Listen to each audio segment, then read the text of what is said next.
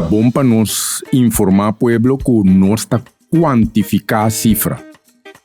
Em quantificação, nós tá mira comportação de gente. Tem essa aqui, você vai trabalhar conjuntamente com o instituto,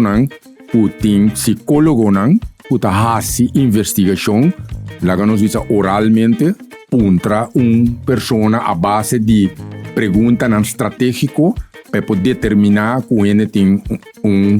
lá que nós uma maneira de mirar costa completamente errônea. É tipo de investigação nós mesmos não está assim,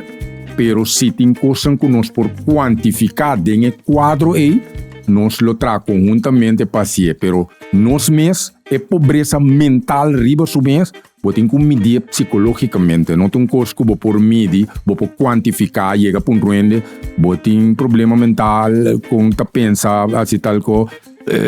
não está contestável assim, é coisa que está outra maneira de investigação.